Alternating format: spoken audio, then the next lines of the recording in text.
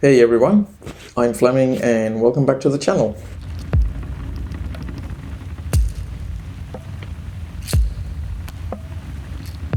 I had a little break and I've also been quite busy since the last video because after the lockdown we now actually have events and concerts back, have been able to shoot live gigs again, and it's been amazing.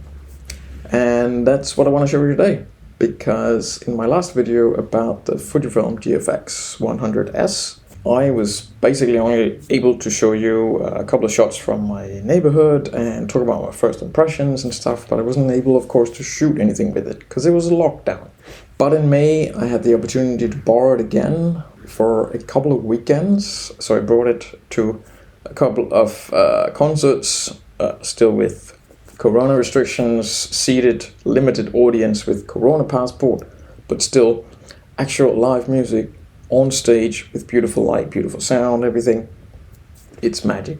And last time in the video, which I've linked to, and there's links here and down below, I talked about how much I liked the actual body, the form factor.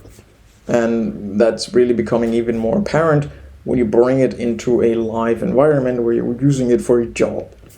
Because I mostly use the 30mm wide angle, the new prime lens for it, which I was super interested in testing. And as you can see here, it's actually not that much bigger than my FUJIFILM X-T3s.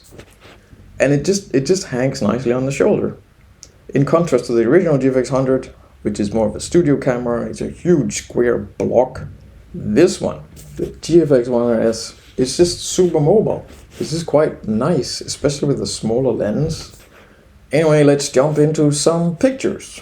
The picture quality is legendary. I don't really need to go into too much details. The dynamic range, the details, the colors and everything, even at high ISO, like this is all ISO 6400. Shooting straight into the lights, you still retain all of these tones, all the tonality, all the colors. Yeah, it's pretty awesome. In a picture like this, you can see there's a strong spotlight on the singer, but all the details are still there in the shadows. I can bring them out if I want to. The colors are still incredibly nice, even though again this is ISO 6400. The picture quality is legendary, but this brings me to an even better thing for me about shooting medium format. What you see here is an uncropped picture. This is the complete readout of the medium format sensor on your GFX. And at the 30mm lens, now 30mm is 30mm. That's just the focal length of the lens. So the width of the image, the field of view, is simply how big a sensor you sort of capture this focal length on. And in this case, this is uncropped GFX. If we show that in a 35mm, also known by the weird word full frame, it would see this much of the frame at 30mm on a 30mm lens. If you put that 30mm on an APS-C sensor, such as for example in the X-T3, you would only see this much. That's the crop factor of the sensor, and that's just the view you get. So if I want to see a picture on my X-T3, a field of view that is as big as what I'm getting here, obviously a 30mm will not cut it. It's not enough. You need a wider focal length. And that's fine, except that does introduce a lot more distortion. To get the same field of view, I need a 16mm lens, and I have an example here.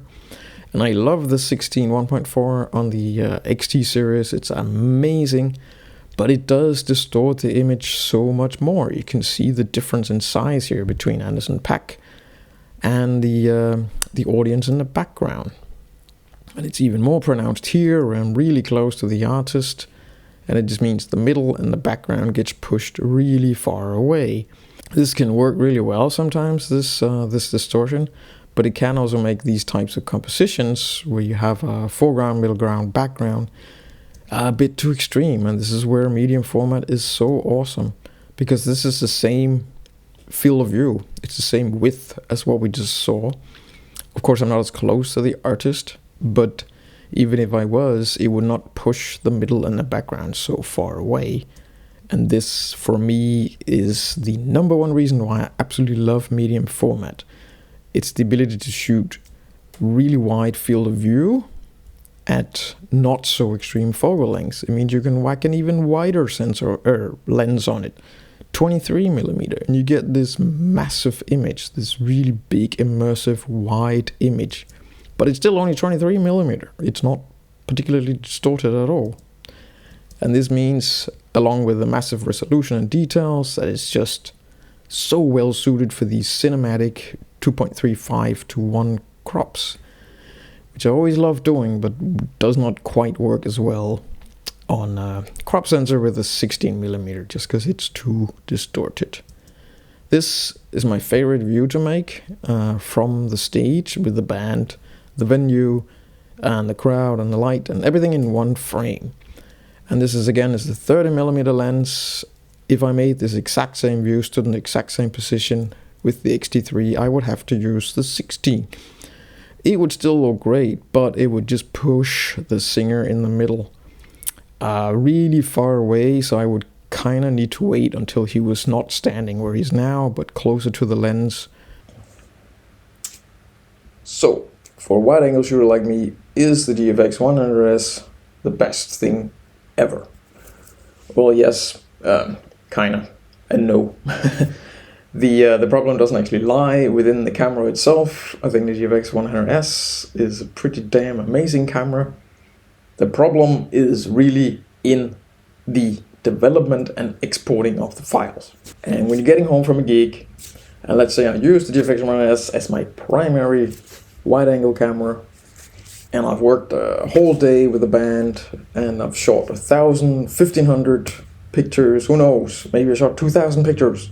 Now these are pretty damn big files, and even on a really nice, fast new computer, like my new M1 Mac Mini is just a beast in normal Lightroom, and my X-T3 files, it's incredibly fast. But even that, when you feed it these GFX100 files, you better be patient.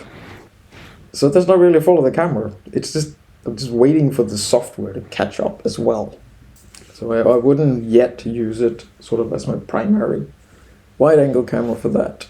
I will simply borrow or rent it occasionally for the special events, and for that, it's just absolutely blindingly good. Oh, I haven't mentioned the autofocus because I didn't really use it much, because I'm only using it for these specific sort of wide-angle shots.